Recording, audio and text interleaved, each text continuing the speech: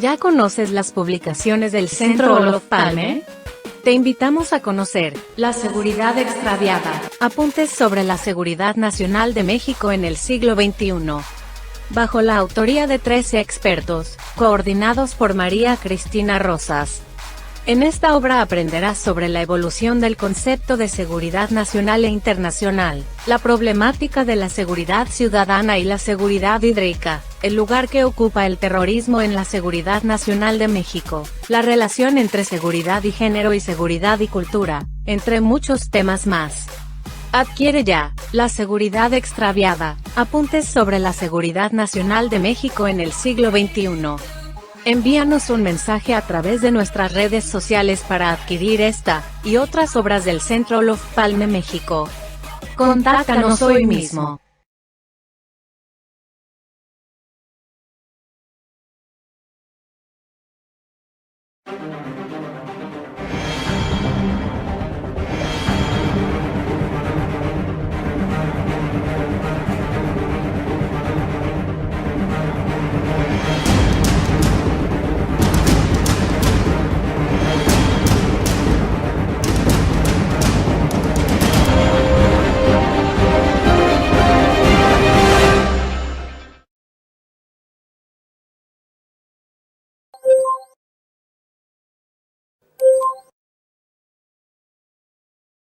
Buenos días. A nombre del Centro Olof Palme México, les doy la más cordial bienvenida a una sesión más de esta serie de seminarios virtuales alrededor del tema del COVID-19 y la gestión de crisis en un mundo complejo. Soy María Cristina Rosas y tengo el privilegio de moderar una sesión que estoy segura muchos han estado esperando desde hace tiempo, porque versa sobre un tema que está ahí, del que hemos tenido noticias a veces muy tristes, sí, el cierre de los museos en la pandemia. En esta pandemia prácticamente en algún momento todos los museos del mundo tuvieron que cerrar sus puertas, pero además los impactos del cierre para muchos de ellos han sido terribles y la viabilidad, la supervivencia de estos recintos culturales ha sido puesta en duda. Por esta razón tenemos la sesión de hoy dedicada al impacto del COVID-19 en los museos, y para ello contamos con la participación de 3 distinguidos invitados: María Lucía Alemán, la directora ejecutiva del Museo de Arte Contemporáneo de Panamá. También nos acompaña Andrés Moreno Hoffman, director de Casa Hoffman de Bogotá, en Colombia. Y, por supuesto, tenemos la participación de Luis Chávez Rojano, director de Papalote, Museo del Niño de la Ciudad de México. Les doy la más cordial bienvenida a nuestros invitados y quiero mencionar rápidamente algunos datos curriculares de ellos. María Lucía Alemán Márquez, como decíamos, es directora ejecutiva del Museo de Arte Contemporáneo de Panamá, el MAC. Ella es facilitadora creativa con estudios en distintas disciplinas de las artes visuales, así como también en historia del arte, curaduría, espacios de arte independiente y prácticas contemporáneas, cursados en instituciones locales e internacionales como el Museum of Modern Art, el Art Institute of Chicago, el Node Center en Berlín, el Node Center en Berlín, el Centro Cultural Paideia, Arte después de Picasso, y la Escuela de Bellas Artes en Panamá. Licenciada en Administración de Empresas Hoteleras de la Florida International University y posgrado en Política Económica Internacional de la Universidad de Belgrano en Argentina. Ha gestionado proyectos enfocados en el desarrollo y fortalecimiento del arte, entre ellos Un Día en el Museo, y el programa de arte de Creativa Coffee District, que busca crear nuevos entendimientos entre el arte contemporáneo y el mundo de los cafés especiales.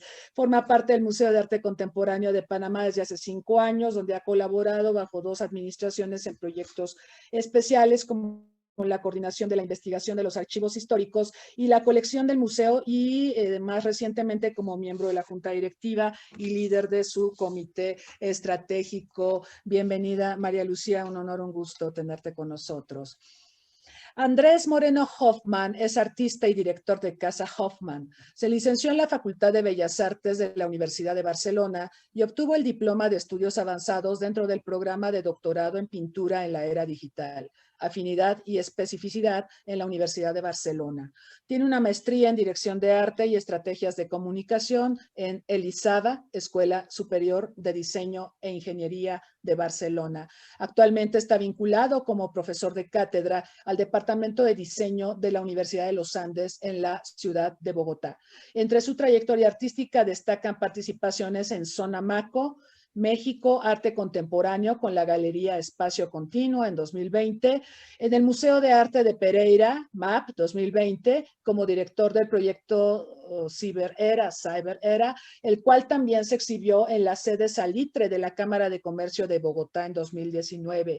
Participó en Pinta Miami, Crossing Cultures, invitado por el curador Oscar Roldán Alzate, y en Artbo, Feria Internacional de Arte de Bogotá 2019. Durante 2018 hizo parte de la Feria Internacional Exchange Berlín de Suiza y fue seleccionado por Carolina Ponce de León para participar con Casa Hoffman en Arte Cámara, sección de Artbo, Feria Internacional de Arte de Bogotá, como director del proyecto Tecnotrópico, también en 2018.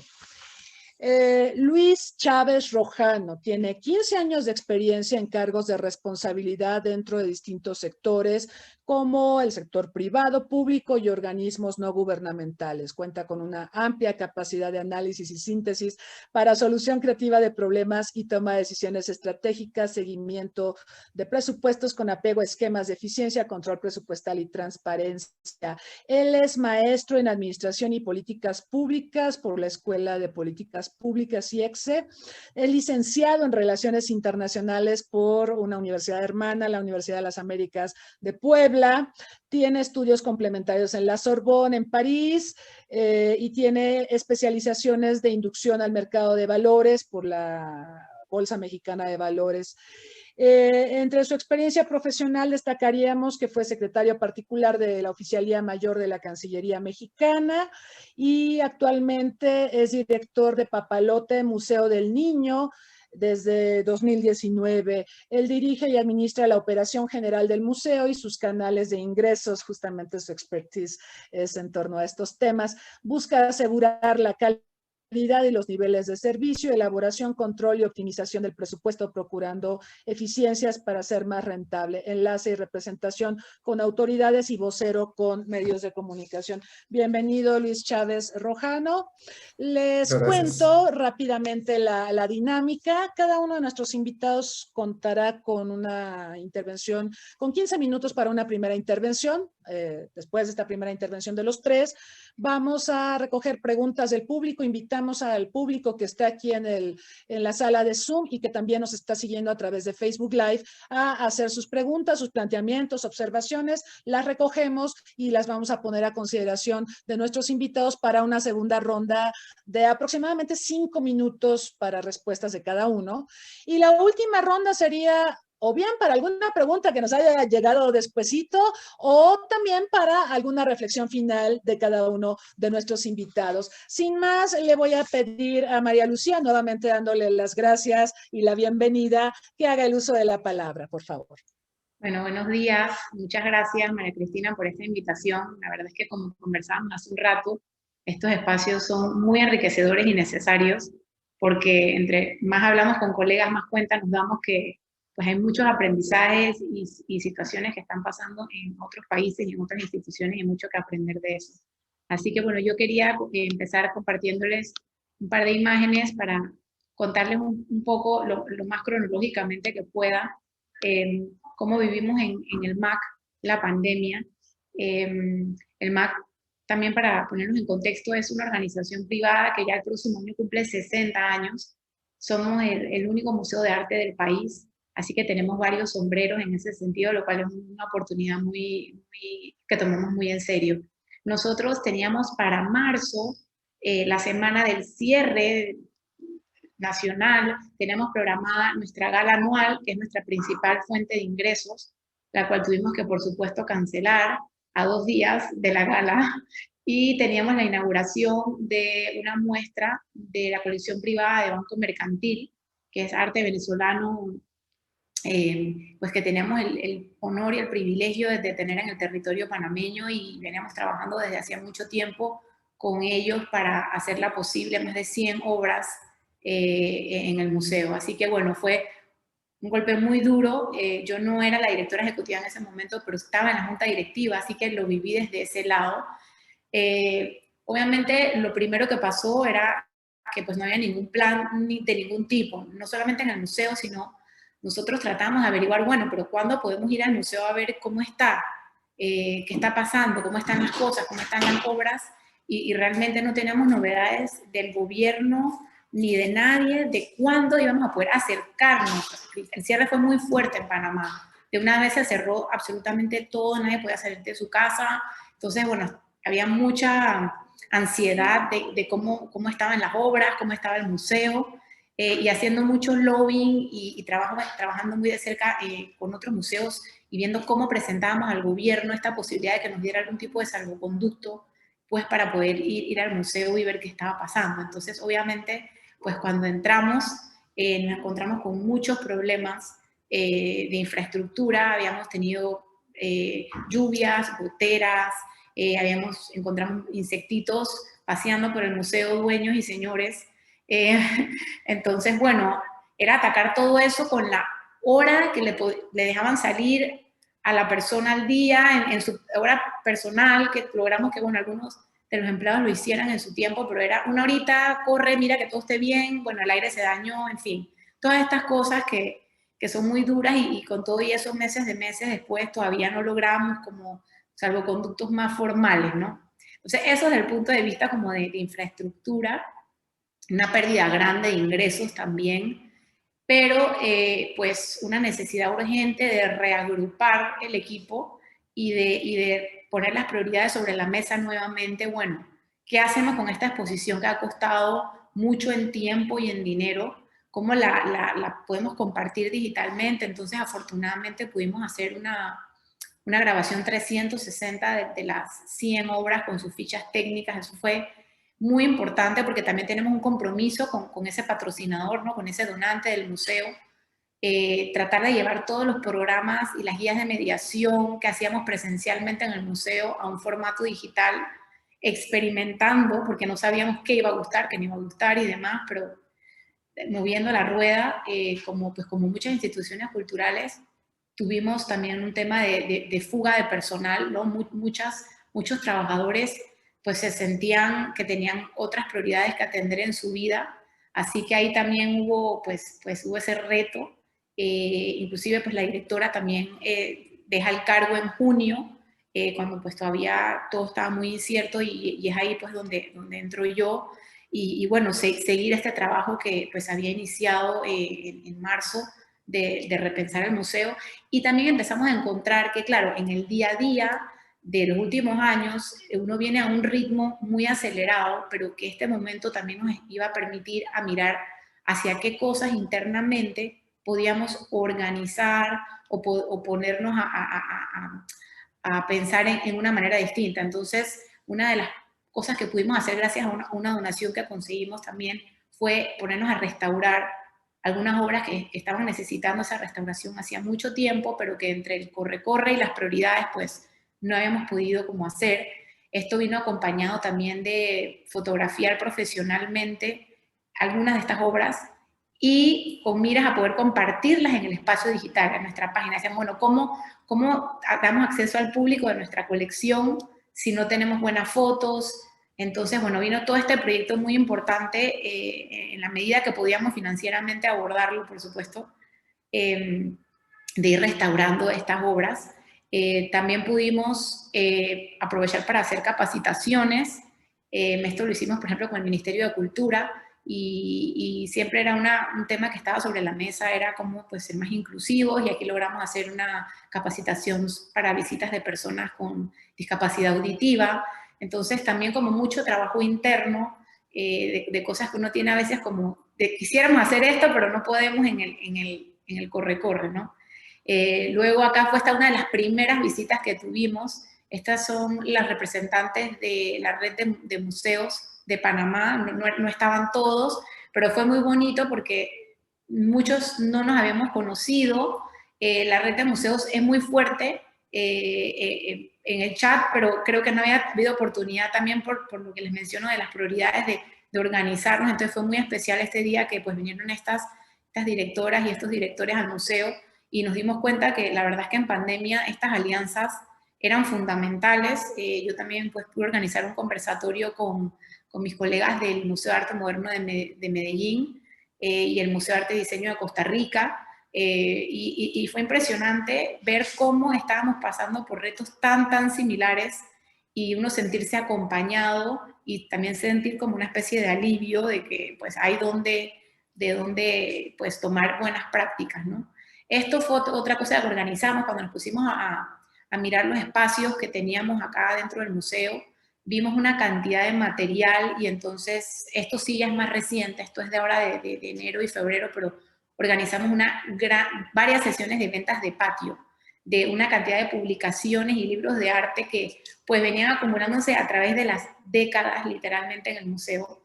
Así que también fue muy emocionante pues usarlo también como una actividad de reunirnos al aire libre, de acercar a las personas al museo, y también una pues, fuente de ingresos para nosotros que tanto lo estamos necesitando, ¿no?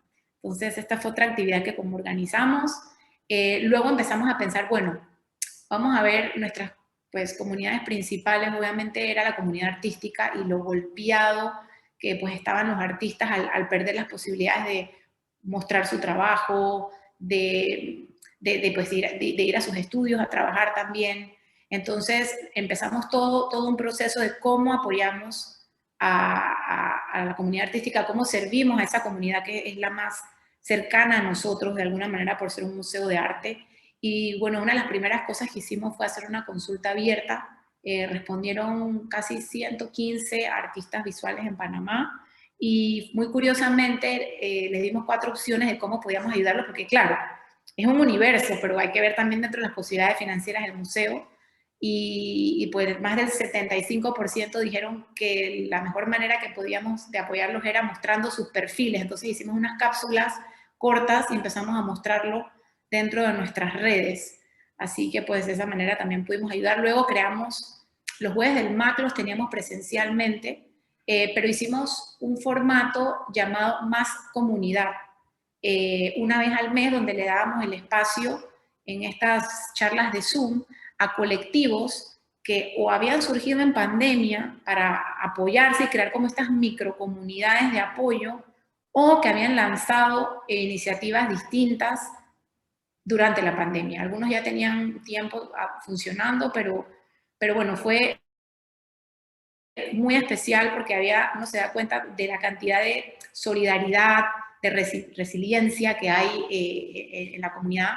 Y bueno, dar este espacio de visualización también era como muy importante para nosotros. Luego logramos hacer, en noviembre lanzamos una convocatoria para fondos de apoyo a la producción artística, donde otorgamos 5 becas de $500 a artistas, y bueno, también recibimos más de 100 aplicaciones. Fue un proceso muy especial porque lo que solicitábamos era cómo el arte había incidido en la pandemia en su trabajo. Entonces presentaban un texto y obras. Y bueno, de esas 5 seleccionadas, pues las presentamos en el contenedor, que es lo que tenemos afuera, estacionado ahora, que normalmente es un programa extramuros, pero que por la pandemia también se quedó estacionado en el museo. Entonces actualmente esa es la muestra que tenemos para visitar de esas 5 piezas de estos 5 artistas. Y bueno, logramos hacer la subasta tradicional del museo, pero totalmente digital.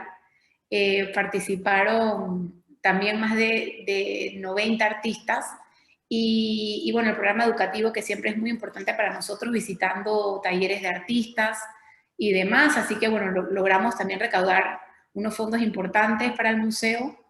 Y luego también reciclamos material, que eso me parecía importante compartirlo. Por ejemplo, estas sesiones de formación de artistas habían sido del año anterior, pero las editamos y las volvimos a compartir porque al no poder hacer cosas nuevas, dijimos, bueno, reutilicemos las sesiones quizás más relevantes en este momento para también dar herramientas de formación y de apoyo a artistas.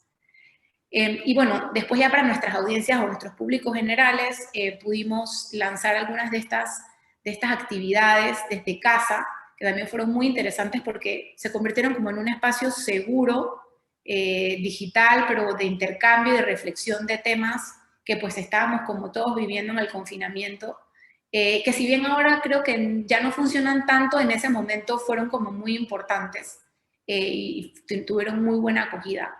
Luego tenemos un programa de educación a escuelas en barrios en situación de vulnerabilidad, y ese programa lo pudimos trasladar con un convenio que tenemos con el Ministerio de Desarrollo Social, lo pudimos trasladar a formato digital, y bueno, sorprendentemente aumentamos en un 65% la cantidad de niños que atendimos. Eso también fue un trabajo impresionante pues, del equipo de trabajar con estas fundaciones y estos hogares para pues, continuar dando ese apoyo y ese espacio y aumentar las cifras de esa manera.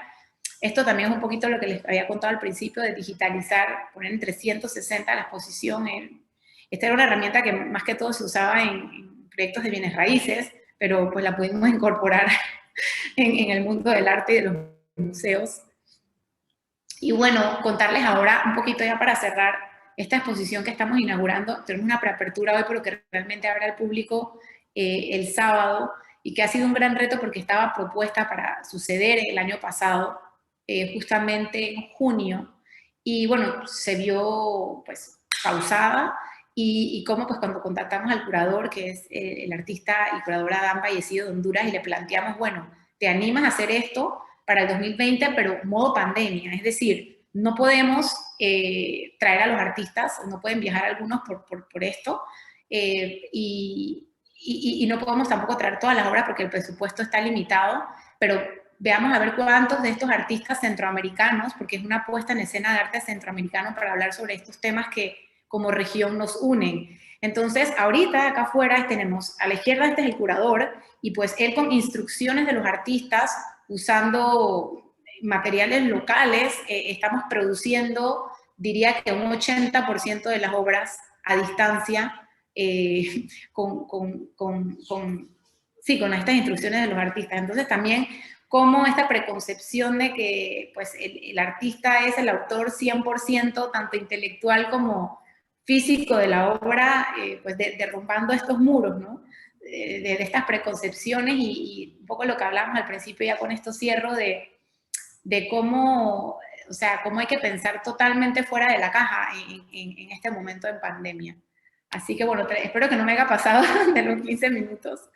Creo que esas son como las cosas principales o que resaltan pues de lo que ha sucedido en el MAC en el último año, en los últimos 12 meses. Muchas gracias, María Lucía. Muy interesante este primer acercamiento a la problemática de adaptación a las nuevas condiciones, la reinvención, obviamente, de los museos. Esto de que no había ningún plan, bueno, porque pues fue algo que realmente nos rebasó a todos. El tema de la pérdida de ingresos es un tema muy, muy relevante, en particular para museos o galerías privadas. El mudar a las plataformas digitales, aprovechar lo que nos ofrece Internet y los espacios digitales es un tema importante, pero también este esfuerzo que ustedes hicieron, por ejemplo, para dar becas, para animar a una reflexión sobre cómo pega la pandemia en el sector cultural, creo que es muy encomiable. De verdad, felicidades también por esta reapertura y la gran apertura que se viene en unos días más. Muchas gracias, María Lucía. Voy a pedirle ahora a Andrés Hoffman que por favor haga el uso de la palabra. Andrés Moreno Hoffman, por favor.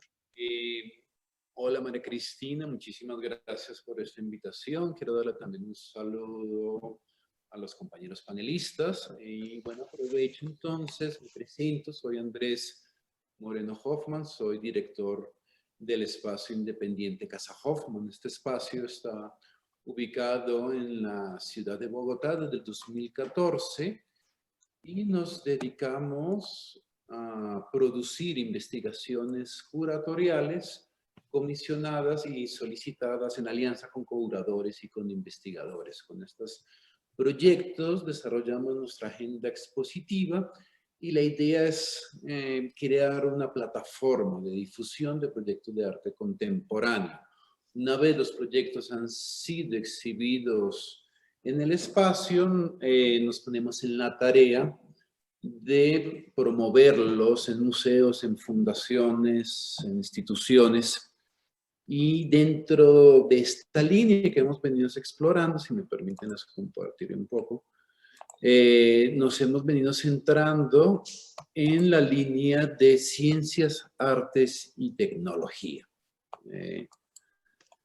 Esto nos, esta introducción que les hago y este punto, llegar a la tecnología, fue un poco la ventana, la situación que encontramos frente a la pandemia. Evidentemente, pues creo que las consecuencias las tenemos muy claras todos del sector, la disposición pues, de la situación en cuarentena que se ejerció en Colombia, pues prácticamente nos implicó cerrar las puertas un año de cara al público. Entonces, dentro de esa realidad en la que nos vimos inmersos, comenzamos internamente desde el equipo que constituye Casa Hoffman a buscar una alternativa ante esta crisis que se nos estaba planteando tanto a mí como a todos los personas involucradas en el campo de las artes.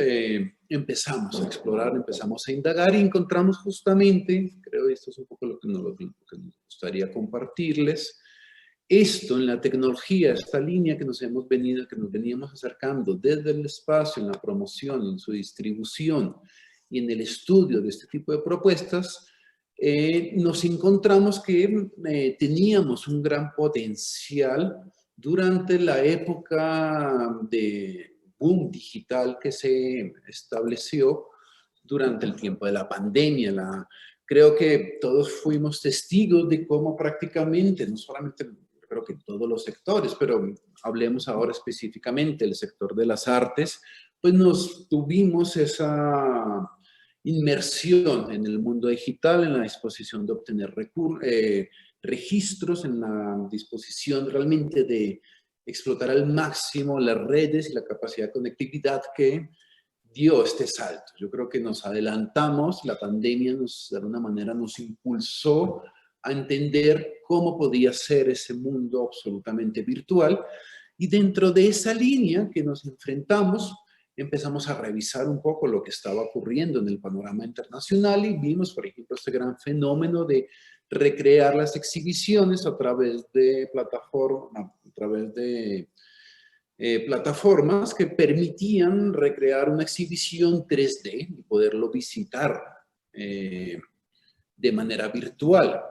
Y curiosamente, en esa misma estrategia que fue muy aplicada durante el primer semestre de intentar recrear los proyectos que se estaban desarrollando de una manera digital, nos enfrentamos aún todavía ante una falta, a un proceso de desarrollo, de evolución tecnológico, donde podemos nosotros incursionar en la red, estar dentro y poderlo ver digitalmente, pero los objetos que se exhibían pasaron a tener una disposición muy bidimensional justamente por las condiciones técnicas que implica este tipo de proyectos. Entonces, ante esa perspectiva, es como si se hubiera revivido un poco de manera virtual los salones del siglo XIX.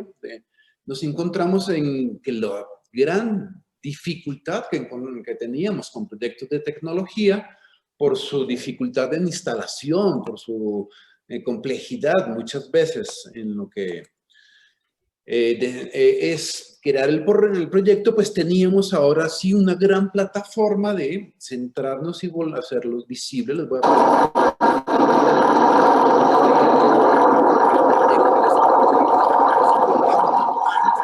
este proyecto.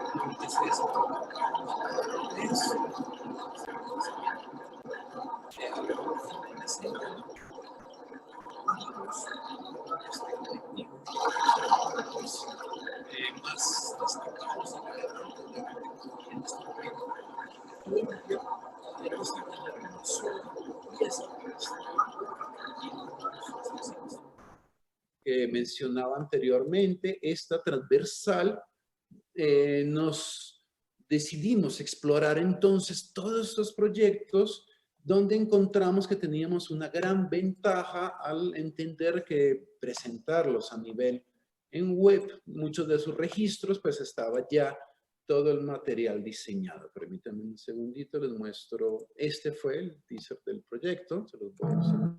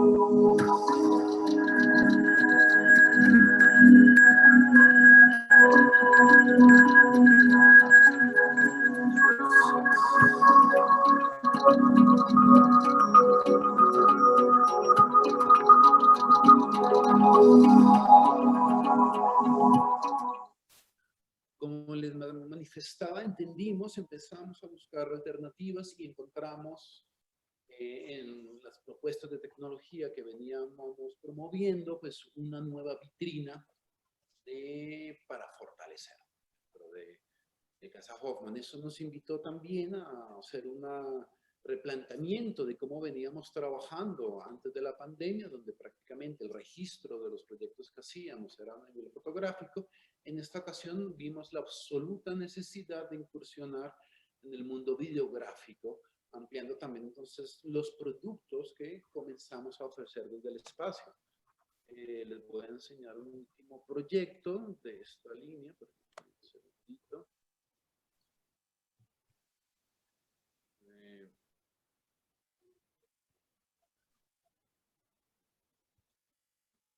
Por ejemplo, la obra de Alba Triana, Folifotony, y también las dificultades que encontrábamos para poder presentar este tipo de propuestas en exposiciones por las dificultades y los costos que implicaban su instalación, fue también parte de las obras que seleccionamos justamente para ampliar nuestra difusión en redes a través de los registros videográficos.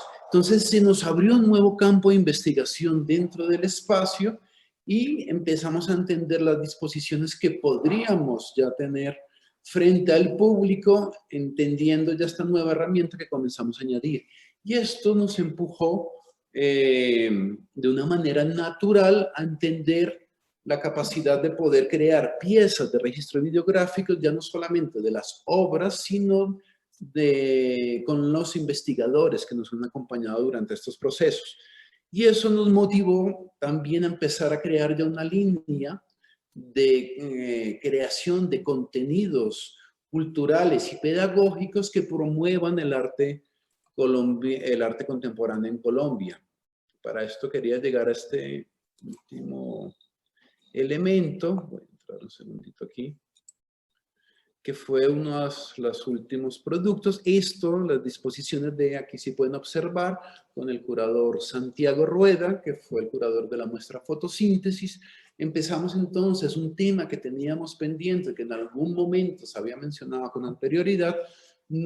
Pudimos en esta ocasión entender la relevancia que era podernos actualizar en nuestras disposiciones de crear contenidos audiovisuales, y empezamos también con curadores con los que estuvimos vinculados, dejar estos registros pedagógicos. Hemos tenido la gran satisfacción que están teniendo ya sus efectos, y en universidades de las regiones de Colombia lo están utilizando como referentes. Una de las dificultades que nos encontramos en Colombia es que está todo muy centralizado en Bogotá, en la producción del arte, y las regiones pues hay una gran potencialidad. Entonces entendimos que el medio virtual también era una manera de poder enseñar qué se estaba haciendo desde el espacio a las regiones del país. Bueno, estos son en breve palabras un poco lo que ha sido nuestro proceso. Y ante todo ha sido, ya para concluir, un aprendizaje completo. Nos permitió esta situación de crisis reflexionarnos, entender un poco nuestras fortalezas, entender nuestras debilidades y centrarnos en ese punto. Y a partir de ese esfuerzo realizado por el equipo, nos salió un nuevo departamento, una nueva disposición para crear contenidos de cara al público. Bueno, muchísimas gracias.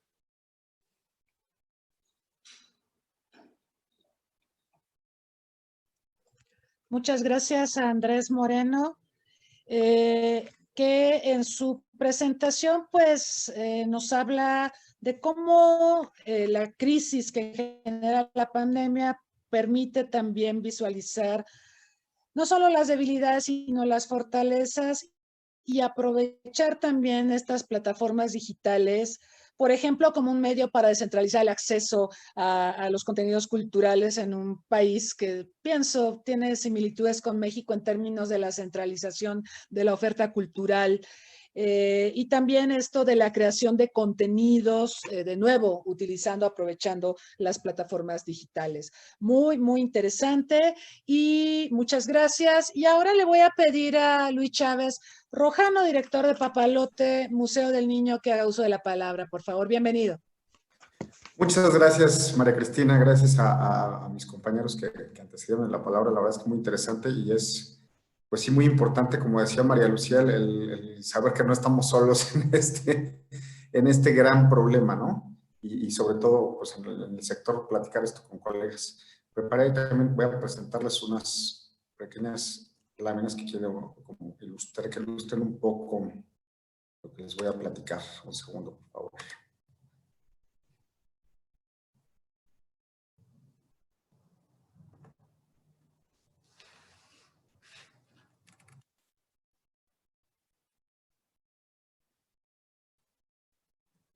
Listo.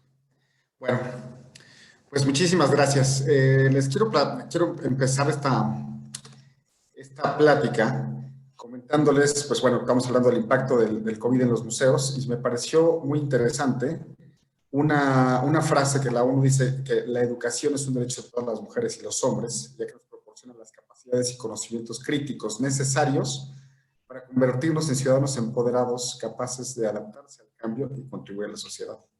Quise empezar con esto porque yo creo que mi reflexión, que la verdad es que hemos tenido más tiempo, creo, para poder reflexionar y priorizar todo esto que estamos viviendo. La crisis que nos enfrentamos desde el año pasado, pues es un tema que nos afecta obviamente a nosotros como museos, al mundo en general en todos los aspectos. Y creo yo que a la educación en general y a la cultura como es un tema muy, muy, muy importante y que nos está pegando mucho en todo el mundo. Bueno, pues sabemos que con educación que es una gran herramienta para poder salir adelante y pues eso nos permite, entre más educados estemos y nosotros como museos creo que somos un detonante de este cambio y un vínculo con la comunidad muy importante. Entonces, pues los esfuerzos realmente que llevamos a cabo en todas nuestras instituciones para sacar adelante nuestros proyectos, creo que van a ser el cambio total y que estamos siendo el cambio totalmente para poder pues, regresar a la normalidad y sobre todo ser resilientes en esta etapa que nos está tocando vivir. Otra cosa que me pareció muy, muy interesante compartir con ustedes es que el ICOM hizo una encuesta donde entrevistó más o menos a 1,800 profesionales de museos alrededor del mundo el año pasado entre abril y mayo. Y bueno, estos son algunos de los resultados que me parecieron interesantes que quisiera compartir. En abril casi todos los museos del mundo cerraron temporalmente por la pandemia. Todos los museos del mundo reducirán sus actividades. Un tercio de ellos reducirán su personal. Más de un 10% se verán obligados a cerrar permanentemente. El 82% de los encuestados prevén recortes en programas. El 30% pronostica una reducción de personal. Es un resumen de esto. Otro punto y un dato importante que me gustó es que hay temor en estos encuestados, que son profesionales de museos, repito, hay temor que los museos puedan cerrar en proporción de un 12% en América Latina, 10% en América del Norte y 8% en Y finalmente cerrar con esta, igual una frase del subdirector general de Cultura de la UNESCO: los museos son espacios fundamentales de educación, inspiración y diálogo. En una situación en la que miles de millones de personas de todo el mundo están separadas unas de otras, los museos pueden unirnos. Bueno, esto nos lleva, digamos que es como que en general, ¿no?, el impacto que estamos viviendo, datos pues, fuertes como el cierre permanente de algunos museos, esto nos lleva a pensar cómo podemos abordarlo de forma resiliente. Y bueno, aquí, como lo comentaron mis colegas antes que me pusieron la palabra, pues hemos visto que hemos migrado muchísimo a presencia digital. Dentro de esta misma encuesta que hizo el ICOM, comentan algunas de las conclusiones, que muchos museos incrementaron actividades digitales, la mitad de los museos ya estaba presente en las redes sociales, compartía sus colecciones en línea a través de recorridos virtuales y algunas otras herramientas, y los que ya tenían presencia en redes sociales aumentaron, y tanto la presencia como los demás museos se vieron en la necesidad de ahora tener presencia en estas herramientas que son las que nos están ahorita quedando para poder pues, lograr nuestros objetivos como instituciones. Aquí un poco este es el contexto y la resiliencia de la que hablábamos. Creo que coincidimos en que el tema digital nos ha ayudado mucho, al menos a estar en el imaginario de nuestro público objetivo. Y Papalote, bueno, pues nos pensamos en hacer un vuelo resiliente frente al temporal que estamos viviendo. ¿Esto qué significó para nosotros? La verdad es que pues nuestro lema, como pues, es muy conocido, toco, juego y aprendo, representa en sí un reto muy importante. El toco, que es el inicio de nuestro eslogan, en una crisis donde lo que nos piden es pues, no toques, no tengas contacto, ¿no? Entonces representó y representa realmente un reto muy importante. ¿Qué es lo que nosotros internamente en Papalote nos dimos a la tarea? Pues bueno, reflexionemos, ¿no? El toco no significa nada más con el sentido del tacto. El toco y el reto es que toquen nuestros visitantes y llegar a la gente que toquen, pero con todos los sentidos. Al no tener alguno de ellos o no poderlo explotar al 100%, pues nos quedan los otros. Entonces, incorporemos esto a nuestra experiencia en el museo, pues para que el visitante cuando venga, tuvimos ahí oportunidad de, que se los voy a comentar un poco más adelante, el año pasado cerramos como creo que la mayoría en marzo, y tuvimos oportunidad de reabrir 3 meses de septiembre a diciembre.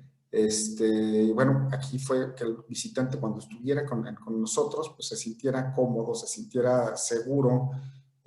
Para esto trabajamos en un protocolo de seguridad que se los voy a comentar también ahí, para que el visitante se sintiera tranquilo. Creemos firmemente en Papalote que algo que nos está costando mucho trabajo en general a todos es el tema de las emociones.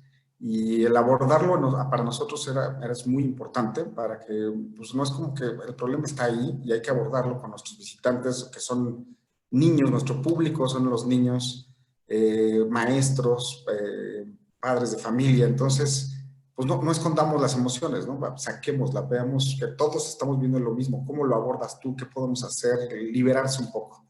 Entonces, esto es como que el reto que se nos presentó y cómo lo estamos, pues, intentando dar la vuelta para que sea, pues, toco, juego y aprendo, pero toco con todos los sentidos, no nada más el del tacto. Aquí algunas cifras que quiero compartirles como para mencionar el impacto que es el tema de esta plática, el impacto que hemos tenido aquí en Papalote por el COVID. Entonces, aquí es una pequeña tablita del número de visitantes que recibíamos al año. Un ejemplo es 2019, son 650,000 visitantes los que recibimos el año anterior, digamos. Y la nueva normalidad, que así le pusimos, es todo el año pasado. El año pasado, de enero a diciembre, pues recibimos 121,000 visitantes. Si se dan cuenta, en comparación es un impacto, pues obviamente brutal. Estuvimos cerrados mucho tiempo. Entonces, pues aquí están los resultados. El precio del boleto antes de que tuviéramos la pandemia era 199 pesos solo la entrada al museo, y ahora lo tuvimos en un 40% de descuento a 119 solo museo. ¿Por qué hago la diferencia de solo museo? Aquí dentro de la oferta que tenemos en Papalote tenemos también una mega pantalla IMAX y un domo digital. Lo que sucedió también, una de las cosas que nos enfrentamos es que en estos nuevos protocolos que se nos exigen, pues los teatros, tanto la mega pantalla como el domo, pues decidimos mantenernos cerrados, pues un poco un tema de conciencia y para evitar pues un riesgo mayor de contagios. Antes operábamos los 7 días de la semana, de lunes a domingo, y en esta nueva etapa que cuando pudimos reabrir fueron 4 días nada más, de jueves a domingo. Los horarios de operación que antes teníamos eran de lunes a viernes, de 9 de la mañana a 6 de la tarde, y sábados y domingos de 10 de la mañana a 7 de la tarde. En esta nueva normalidad, un horario pues bastante más acotado, de 11 de la mañana a 5 de la tarde. Y otro punto muy importante que los protocolos nos imponen es un aforo, en ese momento que era un aforo al máximo 30%. Nosotros tenemos aquí una capacidad normal de 4.500 personas al mismo tiempo, y en esta nueva normalidad pues decidimos dejarlo en 1.286, es un poquito más abajo del 30%, porque decidimos tener un colchón para no llegar a estar siempre al límite. La verdad es que, bueno, esto es la planeación, y como sabemos todos, la planeación no siempre a la hora de aterrizarla es lo que vemos, ¿no? ¿Qué más hubiéramos querido que tener estas 1.286 personas, es decir, el 30% los días que abrimos? La verdad es que esos 3 meses que pudimos abrir, las primeras 2 semanas nos fue excelente, estábamos todos impactados de la respuesta del público, llegábamos los fines de semana así al tope y hasta gente esperando para poder entrar, pero bueno, conforme fueron las 2 primeras semanas y después fue bajando esta afluencia de personas significativamente. Esta lámina, el objetivo es un poco para que podamos dimensionar el impacto de la pandemia en números, ¿no?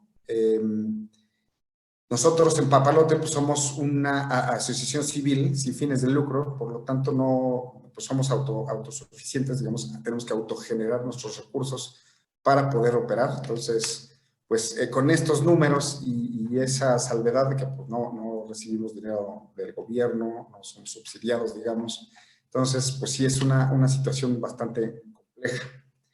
Lo que platicábamos de migrar al tema digital, bueno, pues hicimos un proyecto que se llama Papalote en Casa. Intentamos lo más pronto posible lanzar este proyecto para poder seguir en contacto con nuestras audiencias, con nuestros visitantes, que además ahora estamos en un contexto pues diferente. Los niños, aquí en México todavía no se reanudan las clases presenciales, entonces los niños están en casa estudiando. Y pues esto significa un reto no nada más para ellos a nivel emocional, sino también para los papás o los cuidadores de los niños, abuelos, tíos, etcétera. Y pues cómo mantener al niño aprendiendo, entretenido, que emocionalmente esté bien. Entonces quisimos sumarnos a esto en el rol que nos corresponde, y pues sacamos este proyecto que es Papalote en Casa. Es un micrositio que hasta hace unos días tenía 509.976 visitas. Tenemos más de 100,000 usuarios, de los cuales el 17% son recurrentes. Este blog, digamos, este micrositio, pues está dividido en 2. El blog, que ahí pueden encontrar varias recomendaciones, lecturas, etcétera, actividades. Ahí creo que esto es muy importante. Tenemos actividades que les proponemos tanto a los papás para que lo hagan con los niños, para que los niños lo hagan con el mismo lema de Papalote, ¿no? Aprender jugando a través del juego. Y recomendaciones igual, música, películas, todo esto pues con nuestra metodología Papalote, y pues digamos que con el respaldo de la casa, ¿no? De Papalote. Tenemos también el tema de redes sociales. Actualmente contamos con 1.2 millones de usuarios. En Facebook crecimos más de 36,000 seguidores con respecto al 2019, que es más o menos un 6%. En Instagram aumentó más de 4,000 seguidores, un 11%, y tenemos más de 1.6 millones de reproducciones en Facebook y más de 104,000 interacciones y clics totales. Esto es un poco rápidamente las cifras que tenemos de nuestro proyecto digital que estamos intentando dar mucho empuje. Pues en Papalote estamos... esto está, digamos que principalmente dirigido a 3 sectores, es los niños de primera infancia, a los maestros y padres de familia o cuidadores. Les comentaba que tuvimos que cerrar el 17 de marzo del año pasado, que fue cuando pues, casi la mayoría cerramos de los museos y muchas otras actividades económicas.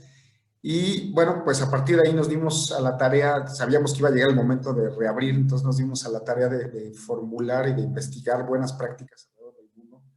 Y la verdad es que al principio fue complicado porque, como comentaban mis colegas, pues es algo nuevo, te enfrentas a algo que no estás preparado.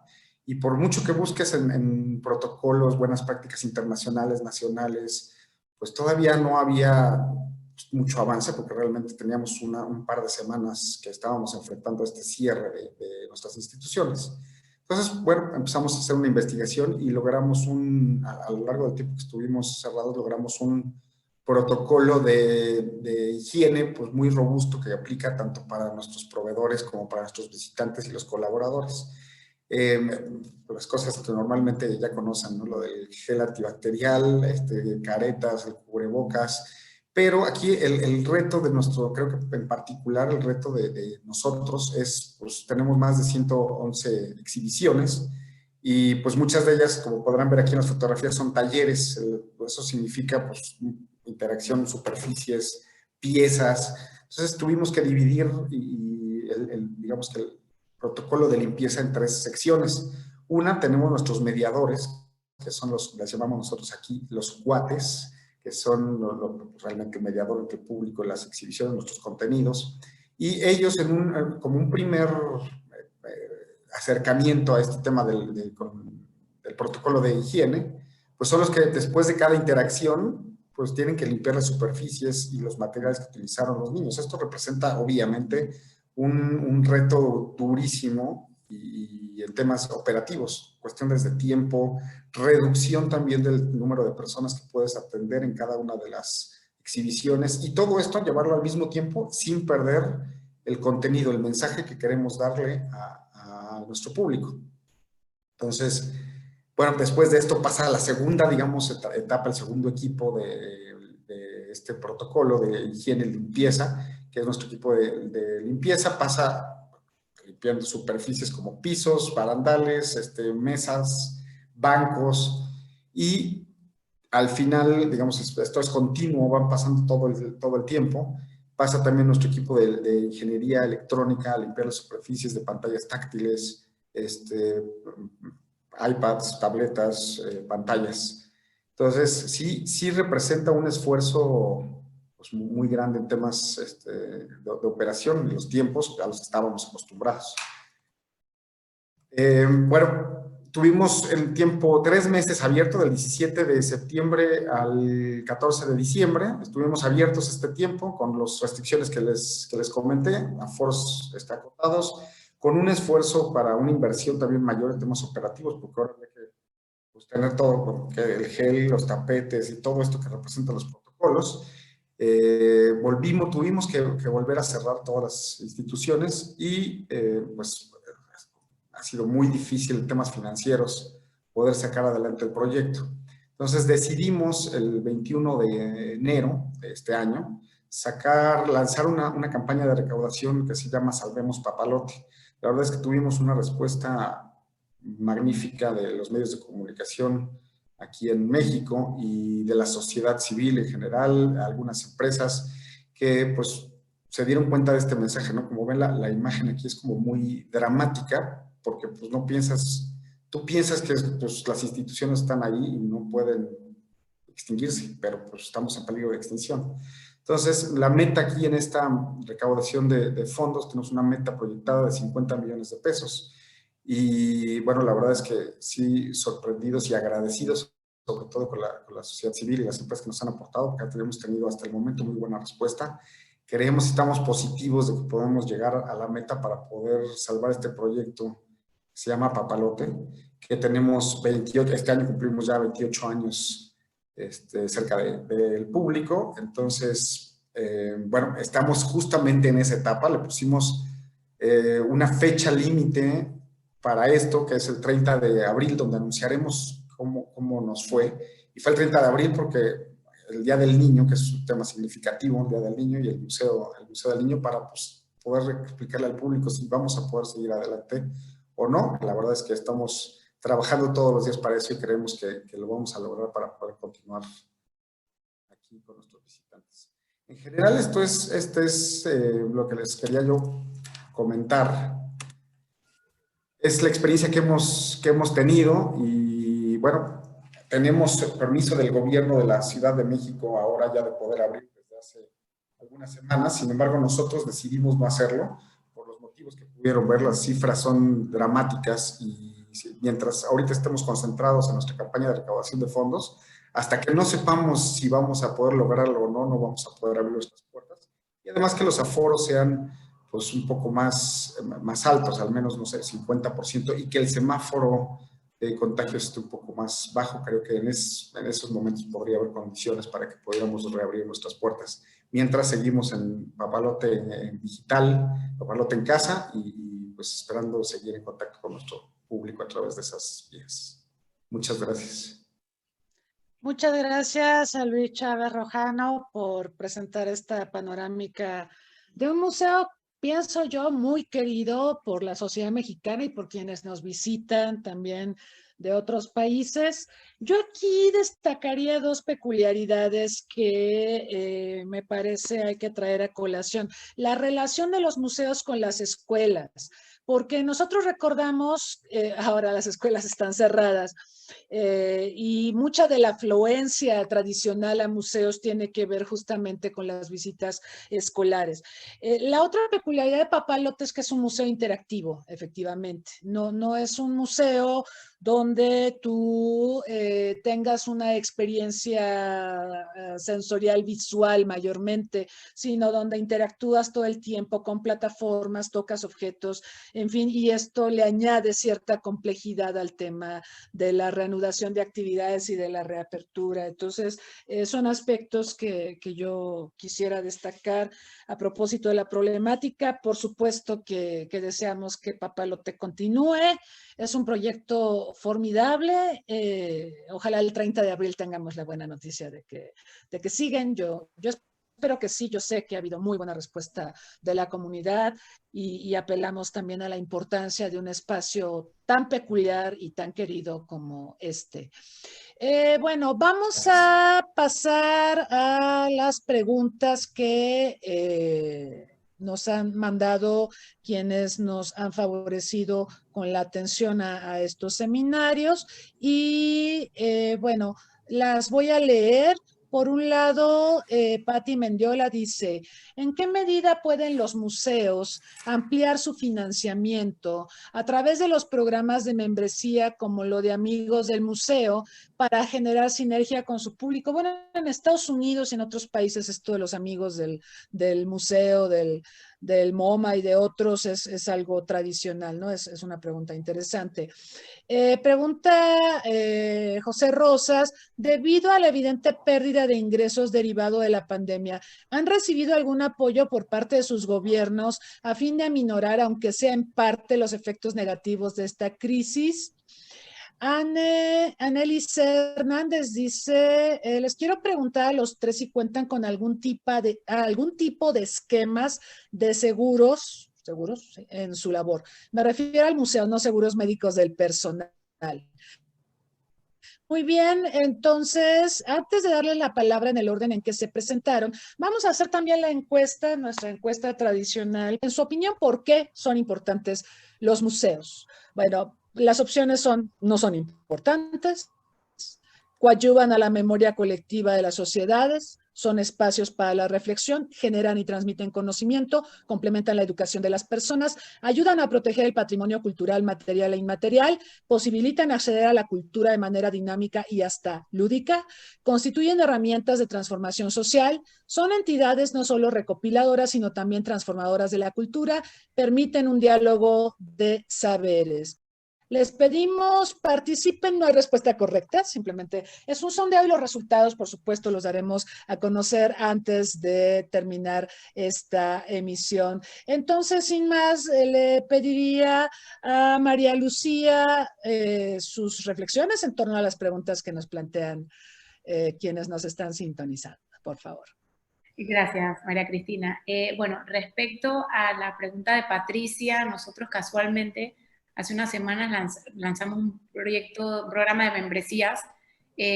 Veníamos también hace rato pensándolo y analizándolo, pero no lo habíamos como pues lanzado ya finalmente, dándole la forma con tres categorías que hemos hecho en un principio, uno de explorador de arte, por un monto que es el inferior, luego está el de familias y luego está el de aficionado de arte. Entonces, bueno, a la expectativa y a la espera de que funcione, de que sea suficientemente atractivo para nuestros públicos y que nos ayude con esos aportes que tanto estamos necesitando. La pregunta de José creo que era respecto a los apoyos de gobierno. Realmente fuera de los convenios que tenemos con las dos entidades del gobierno, que son el Ministerio de Cultura y el Ministerio de Desarrollo Social, no hemos recibido ningún otro apoyo extraoficial de estos que están dentro de lo que siempre está planificado anualmente. Y la de los seguros médicos, si entendí bien, es que si el personal cuenta con seguro médico. No, perdón. No, si el recinto tiene seguros. Ah, perdón. Recinto, sí. Ya, sí. Creo que, sabes que no estoy segura, sé que las obras sí, las obras de la colección sí la tienen, no estoy, creo que sí hay algunos seguros básicos del recinto, pero no estoy segura, la verdad, no estoy 100% segura. Gracias, María Lucía. Andrés Moreno, por favor. Entonces, sobre las disposiciones, sobre las preguntas que están aquí, pues definitivamente sí, lo que tuvimos en la pregunta de José, pues nosotros los subsidios que obtenemos son de recursos. En este aspecto en Colombia sí hubo una intensificación, sí hubo capacidad de poder acceder a nuevos recursos. Nosotros tuvimos que se fomentaron desde los ministerios y dentro del distrito. Entonces, tuvimos la capacidad de poder obtener nuestros recursos, nos ha ayudado para poder programar la primera agenda del primer semestre, y evidentemente lo que les mencionaba en relación a la introducción que les hice, esta nueva disposición en que estamos invirtiendo en las disposiciones audiovisuales, pues esperaríamos más adelante entender cómo va a ser el impacto económico. Por ahora es una apuesta desde el espacio para generar contenidos. Muy bien, Andrés. Luis Chávez, por favor. Sí, muchas gracias. Bueno, en cuanto a la primera de Patti, bueno, nosotros tenemos aquí en Papalote una figura que se llama padrino, que tenemos un área de recaudación de fondos constantemente, y les damos este estatus de padrinos a aquellas empresas o personas que quieran aportar al proyecto del museo. Entonces, la respuesta es sí, se llaman padrinos.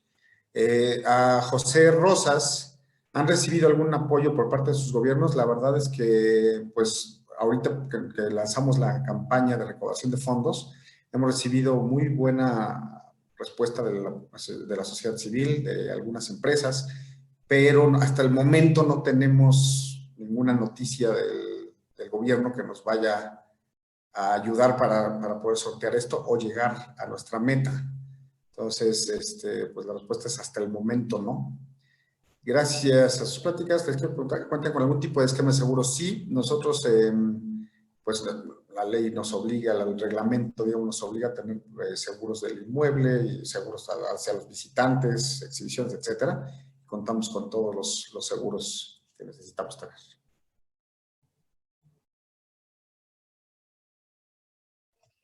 Muchas gracias. No sé si la pregunta esta de los seguros iba pensada un poco para cubrir pérdidas por pandemia, pero obviamente no. Esto es muy nuevo, ¿no? Porque se está contemplando, ya se ha contemplado por parte de las aseguradoras. Lo hemos visto en el tema médico, ¿no? Están evolucionando en términos de ofrecernos coberturas para el COVID que no las tenían porque pues es una enfermedad nueva. Entonces yo no sé si también en términos inmobiliarios, de protección física, de instalaciones, eventualmente los seguros lleguen a cubrir ante una pandemia como hay coberturas para sismo o para erupción volcánica o para fenómenos hidrometeorológicos, pero bueno, sí, justo eso es lo que está diciendo Anet. Dice, sobre todo emergencias o desastres frente a fenómenos naturales o antropogénicos. Bueno, muy bien. Vamos rápidamente a mencionar cómo quedó la votación de ustedes respecto a la pregunta de por qué son importantes los museos. Lo más importante para el 60% es que posibilitan acceder a la cultura de manera dinámica y hasta lúdica. 60% piensa eso. 40% dice que los museos constituyen herramientas de transformación social. Hay un empate también con que ayudan a proteger el patrimonio cultural, material e inmaterial. Otras votaciones, pero menos votadas, otras respuestas son que coadyuvan a la memoria colectiva de las sociedades, que generan y transmiten conocimiento y que son entidades no solo recopiladoras, sino también transformadoras de la cultura. ¿Ya conoces la publicación más reciente del Centro Olof Palme México? Te invitamos a conocer Inteligencia para la Seguridad, Mitos y Realidades, la experiencia de México. Coordinado por María Cristina Rosas y Guillermo Mendoza Bazán, con las participaciones de Leonardo Curcio, Severino Cartagena, Cincia Luna, Rodrigo Martínez Celis Bugao, Ricardo Márquez Blas, Jacobo Silva, Jorge Tello Luna, Rolando Neri, Wesley Wark y prologado por Jorge Tello Peón. En este libro aprenderás sobre la evolución de los servicios de inteligencia en México, cultura de inteligencia, inteligencia para la seguridad nacional, cooperación internacional para el intercambio de inteligencia, operaciones de desinformación, adopción del ciclo de inteligencia en la iniciativa privada, nuevos campos de la inteligencia, inteligencia económica e inteligencia para la salud. Adquiere ya Inteligencia para la Seguridad, Mitos y Realidades, la experiencia de México. Envíanos un mensaje a través de nuestras redes sociales para adquirir esta y otras obras del Centro Olof Palme México. Contáctanos hoy mismo. Bueno, pues les agradecemos mucho su participación. Vamos a pasar a la recta final de este panel y yo creo que sería importante reflexionar primero qué nos deja la pandemia, este tema que se tocó por parte de ustedes respecto al testimonio de la pandemia, lo mencionaba Andrés Moreno muy puntualmente.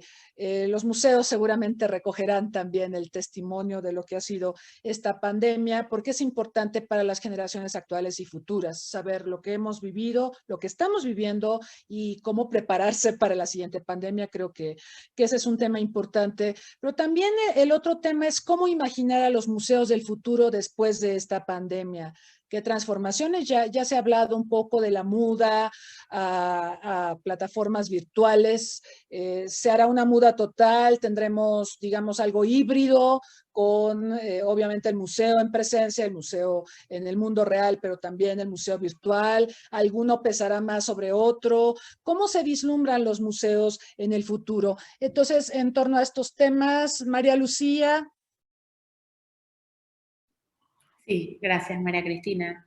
En cuanto a los aprendizajes, creo que, bueno, para mí uno de los mayores aprendizajes ha sido no pensar que todas las cosas que se habían hecho anteriormente tienen que tener la misma estructura y la misma organización que antes. Yo creo que es como agarrar la cajita de herramientas y ponerla a un lado y decir, bueno, quizás son herramientas completamente distintas. Por ejemplo, cuando tuvimos esa fuga de personal, nos dimos cuenta que no necesariamente era reemplazar esas personas con las mismas funciones que tenían antes, sino qué roles necesitábamos cumplir hacia adelante, porque el rol del museo en la sociedad siempre ha estado cambiando, pero creo que ahora fue como muy evidente cómo los museos podían volcarse mucho más a servir a sus comunidades. Entonces, quizás departamentos que antes no eran tan protagonistas, ahora se volvían más protagonistas y con un alcance un poco distinto, más flexible. Entonces, creo que eso es un aprendizaje, mucha flexibilidad, mucho como olvidarnos de cómo se hacían las cosas antes, sin perder las cosas que sí funcionaban bien, pero tener una mente muy abierta, saber escuchar mucho, también creo que para mí son como importantes aprendizajes. Y luego, respecto a los museos del futuro, bueno, definitivamente creo que va a haber un tema híbrido. La confianza en regresar va a ser poco a poco. Nosotros ahorita ya hemos tenido 2 cierres y creo que ahora ya estamos como en un punto bastante bajo de contagios, así que sí, hace 2 días nos atrevimos a hacer un evento híbrido donde abrimos un cupo limitado de 20 personas y lo pusimos en live también, un encuentro con el curador que tenemos acá y algunos artistas jóvenes emergentes. Entonces fue interesantísimo porque mientras estábamos en vivo había personas también haciendo preguntas por el canal de YouTube Live, así que yo creo que este año vamos a tener muchos más eventos así y también, bueno, esa posibilidad de que podemos llegar a otras provincias o a otros países que la tuvimos como muy presente en la pandemia, creo que no la vamos a querer tampoco desechar en la medida en que regresemos a la normalidad y que ya tengamos los visitantes usuales de la ciudad, pero creo que queda interesante ahí cómo continuamos también sirviendo a personas que no están en la ciudad o que no pueden visitar el museo, así que creo que sí, el Museo del Futuro me lo imagino híbrido todavía por mucho tiempo más. Sí, sí, yo creo que va por ahí lo de la hibridación. Creo que también dependerá mucho de cómo avance la vacunación y la confianza de la población respecto a que si ya estoy vacunada, pues ya hay mejores condiciones, obviamente, para reanudar actividades y para acudir a los lugares como los museos, por ejemplo. Andrés Moreno, ¿qué reflexión le Bueno, para mí yo creo que, como bien lo mencionaba María Lucía, hablaremos de un fenómeno híbrido.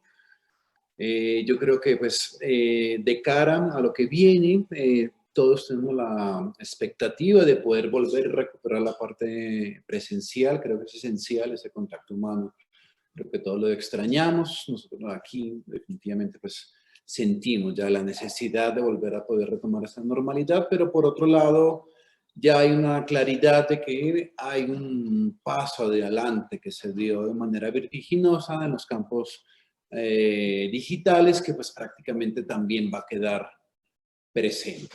Yo creo que la presencia digital, la disposición de tener las reuniones virtuales ya va a quedar totalmente establecida. Era un fenómeno pues que ya se realizaba, pero que ya de alguna manera se ha institucionalizado y entendemos también las grandes ventajas que traen en algunos momentos particulares estas conexiones a nivel internacional, como la que estamos teniendo hoy, donde ya podemos compartir este conocimiento de inmediato. Lo que les decía, esos contenidos, creo que las plataformas van a salir, las instituciones fortalecidas en la medida en que tener un fuerte impacto digital va a ser ya prácticamente como una necesidad, junto a la disposición de que cuando se den las condiciones poder volver a recuperar esa normalidad que también se me hace esencial. No veo un mundo plenamente digital en nuestro gremio. Bueno, muchísimas gracias. Es cierto esto de que quizá hay países muy internetizados, muy digitalizados, pero La realidad es que esta pandemia también ha evidenciado el desigual acceso a las tecnologías de la información. Nosotros somos privilegiados por poder tener este espacio, pero sabemos que hay mucha gente que no puede acceder a estas plataformas, no hay electricidad, no hay internet, no hay ancho de banda, no hay la posibilidad de hacerlo. Entonces, esto marca ciertamente disparidades que dificultan mucho enfrentar la crisis que tenemos en el momento actual. Pero bueno, a ver, Luis, ¿qué reflexión le generan Muchas estas gracias. Yo creo que, digo, todos coincidimos y además yo creo que lo vemos el día a día, vamos todas nuestras instituciones mucho más a lo digital, porque además yo creo que, digo, es algo que iba caminando de por sí, paulatinamente, pero esto pues nos aceleró, no había otra opción. Entonces, cuando no te queda otra opción, pues métele todo lo que puedes a la opción que tienes. Entonces, nos llevó a llevar digamos que a meter el acelerador a fondo en este tema. Entonces, sí creo que vaya a haber un híbrido, pero ahorita va a ser el crecimiento exponencial y va a continuar en el tema digital. Y de lo demás, yo lo pondría en 2 puntos muy importantes. Uno, que es pues nos retó la situación y creo que las instituciones, digo, no nada más museos culturales en general, educativas, empresas, etcétera, que van a sobrevivir y que que pueden salir fortalecidas después de esto, es aquellas que se adapten y que tengan una respuesta rápida al contexto. Vimos que pues no podemos, en cualquier momento puede cambiar nuestra situación no estar preparados. Entonces, ¿qué tan fuertes son nuestros equipos y qué tan dispuestos están a aceptar esta realidad y no frustrarse, sino vamos, o sea, pues si nos caemos, nos levantamos fortalecidos? ¿Cómo le vamos a hacer? Y rápidamente implementar acciones. Eso sería como el punto 1. Y esto nos lleva también, pues, como consecuencia, a una reflexión en eficiencias operativas y presupuestales. Digo, en el personal me gustan esos temas, pero creo que muchas veces estamos en nuestras zonas de confort y pues ya sabemos cómo funciona y funciona bien, y no nos hacemos las preguntas a nosotros mismos de por qué funciona así. Y este tipo de crisis como esta que vivimos, que fue mundial y muy fuerte, nos sacudió a todos desde los cimientos, tanto a nivel personal como institucional. Nos hace reflexionar y pues realmente necesito todo esto. ¿Qué es lo que realmente importa? ¿Cuál es realmente mi objetivo como institución y qué necesito para sobrevivir? ¿Necesito tanto, necesito menos o a lo mejor más en algunas cosas? Porque esos son los 2 puntos como que nos van a hacer pues salir más fortalecidos de este tema. Muchas gracias. Sí, yo creo que los retos están ahí. Efectivamente, ha sido un cierre muy largo, muy prolongado. La realidad es que a veces cuando tenemos, por ejemplo, un cataclismo de los que hablaba Ané, un temblor, una erupción, un fenómeno hidrometeorológico, a lo mejor los recintos como los museos cierran. Estoy pensando en el Parque Museo La Venta, acá en Tabasco, que tira por viaje a inundación y lo tienes que cerrar. Pero reabren, o sea, reanudan y reanudan en un tiempo relativamente corto. La realidad es que la situación que hemos vivido ahora es bastante inédita, ha sido un cierre prolongado que ha estado acompañado también de la interrupción de actividades laborales, de actividades escolares, y todo se ha concatenado precisamente para tener efectos múltiples. No podemos hablar de un efecto unidimensional de la pandemia, tenemos que hablar de la crisis económica que trae aparejada, de la crisis educativa que trae aparejada. Podemos hablar, sí, de la tecnología y sobre todo de las tecnologías de la información que han sido más detonadas todavía por la pandemia, pero ciertamente estamos ante retos verdaderamente agobiantes y que nos preocupan y que nos llevan a pensar en aprender lecciones, aprender rápido. El aprendizaje tiene que ser rápido, así lo exigen los tiempos, y también contar con una mejor preparación para lo que nos dicen será una pandemia peor, porque esta por mucho no es la única que tendremos en este siglo. Así que pues hay muchas reflexiones. Yo quiero agradecer a nuestros panelistas, a María Lucía Alemán, a Andrés Moreno Hoffman, a Luis Chávez Rojano por haber destinado su tiempo para reflexionar sobre el impacto del COVID-19 en los museos. Esperemos salir adelante. Les deseamos ciertamente la mejor de las suertes. Esperamos poderlos visitar presencialmente pronto, en cuanto las condiciones sanitarias lo permitan. Y agradezco a quienes nos acompañaron aquí en Zoom y en Facebook Live en esta emisión. Los invitamos para la sesión de la próxima semana, que versará sobre el impacto del COVID-19 en el transporte aéreo. Nos va a acompañar, entre otras personas, el director de Lufthansa, que reflexionará sobre lo que ha sido el golpazo al sector aéreo durante la pandemia y cómo el sector se ha reinventado. Hoy hablábamos de la reinvención de los museos, también el transporte aéreo ha tenido que reinventarse en la pandemia. Y también los invitamos el próximo martes a las 3 de la tarde, vamos a tener una entrevista con el expresidente de Uruguay, Julio María Sanguinetti, y a las 5 de la tarde vamos a tener otra entrevista con el embajador del organismo para la proscripción de las armas nucleares en América Latina, el embajador Flavio Bonsanini.